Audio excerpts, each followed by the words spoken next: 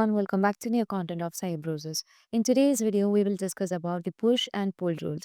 So push and pull rules are a powerful tool in order for managing the flow of products with your warehouses, and they help you to automate the movement of the product between different locations, ensuring the efficiency in inventory management and streamlined operations.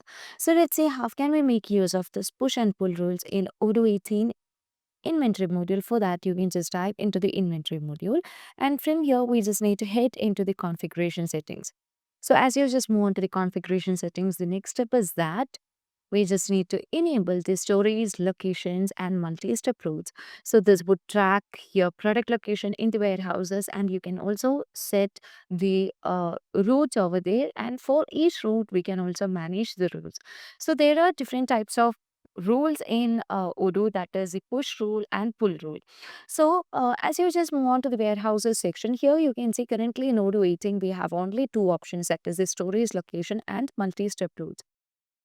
Till previous versions of Odoo, we can also manage. We were also able to manage the storage categories. So in Odoo 18, we don't have that option to manage it from the warehouse section. Now let's move on to the warehouses. So you would be able to find the warehouse that is available by default, and here you can see that the warehouse name is your company, and here we have the shipment. So shipment is nothing but that is used for the product movement. So we can just use the incoming shipment to keep the item in our stock, and we can make use of the outgoing shipment to just pull the item from the warehouse to the customer side. So we can just make use of this incoming shipment and outgoing shipment in different steps. For the time being, I would like to set the incoming shipment and outgoing shipment in three steps. So if you are just using the three step, so whenever we are just inputting the item or receiving the item in three step, first we will receive the item from the vendor, and once the item is received or arrived at the warehouse input, we will be moving that item to check the quality. So once the quality is passed, finally we will be moving the item to the warehouse. Okay. And here you would be able to find that afterwards. Here you can also see that we can also just send the item in three steps, which means we will be picking the item from the warehouse, then we will be packing, and afterwards we will be sending that item to the customer side. Okay, so let's move on to the routes, and here you would be able to find that.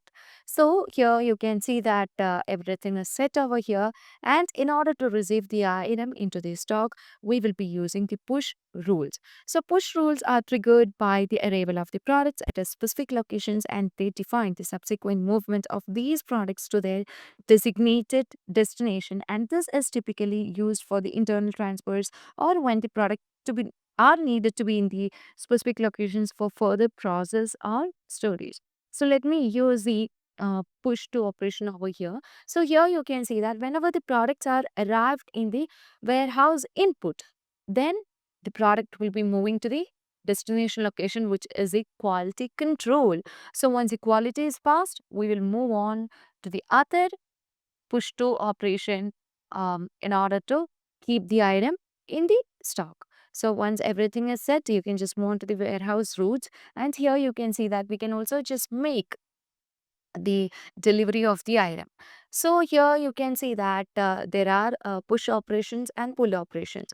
Here from this you can define that whenever the products are needed in the partner customer locations, we will be picking the item from the warehouse, and that will be moving to the destination location, which is a partner customer location, right?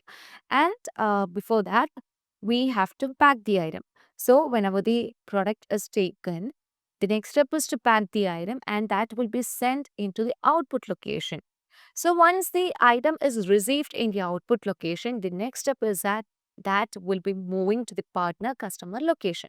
So in order to deal with all these, we have to consider a product which is not having any stock. So for the time being, I would like to choose a product which is desk stand with screen, because it don't have any stock in it. And here you can find the sales price as well as the cost. So once you have done with this, the next step is that you can just move on to the purchase module, and from here we just need to create a new RFQ. And I'm going to choose the vendor over here as chimney furniture. You can choose the product, which is desk stand wood screen. I would like to stock 1,000 quantity into my warehouse so that I'll be saving this RFQ and click on confirm in order to make it as a purchase order.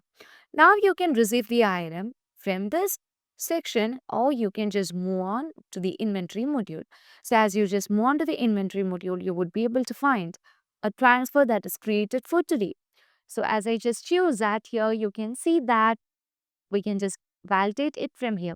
So as we just validate this, we can say that the item will be only receiving from the vendor to the warehouse input. Okay. So let me click on validate, and here you can see we have just arrived the item into the warehouse input. Now the next step is that we just need to check for the quality. So either you can check the quality from going to the smart button of next transfers, or as you just move on to the inventory overview, here you would be able to find the transfers. So here you can see the transfer that is generated, and you can just validate it from here. So you can just click on validate. So here you can see the operation that we just going to perform is the quality control, and the source location is warehouse input. So once the quality is passed, the destination location will be warehouse quality control. So let me click on that, and you can see we have the other transfer created, right? So now what we have to do is that we just need to move the item into the stock, right? So currently the operation type is storage because we just want to keep the item in the stock. So this source location will be quality control, and the destination location is WH stock. So again, you can just click on validate, and we have just kept the item in our stock. As you just move on to the desk stand, here you can see we have successfully received 1,000 quantity of desk stand with screen. Now we just need to yeah um, give this item for a sale order. So we know we will be using the pull rule, which means that a pull rule is only triggered by a demand for a product such as a sales order or manufacturing order, right? So here we have received an order from the customer. So let me choose my customer who is a new customer over here. It's Openwood.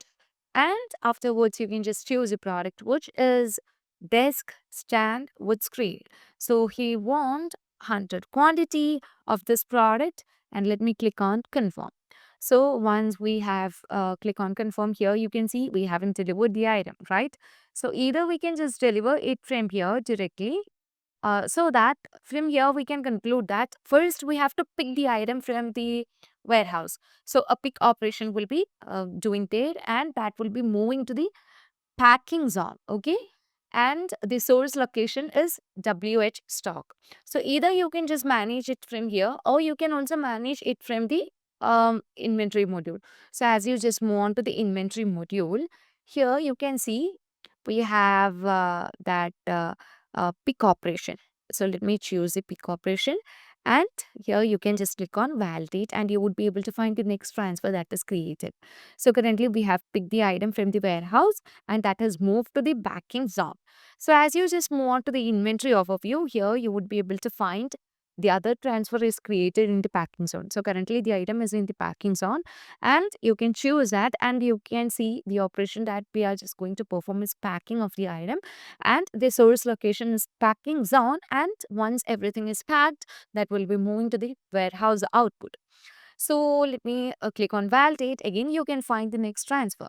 Now you can directly manage it from here, okay, the delivery of the item. But I would like to just go to the breadcrumbs of the inventory overview, and here you can see that there are different delivery orders, and let me choose this order that is just created for today. That is a transfer created for today, and here you can see currently the operation that we just gonna do is the delivery of the item, and the source location is warehouse output, and we just need to deliver this into the Openwood. So let me click on validate, and here you can see that we have just successfully delivered the item to our customer, and we have just streamlined it with using the Odoo um, ERP.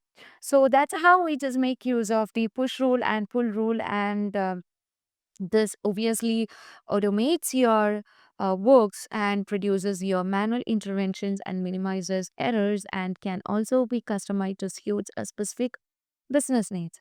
So, by effectively utilizing the push and pull rules, you can significantly improve your warehouse operations, reducing the cost and enhance customer satisfaction. So, that's all for today. Thank you for watching the video.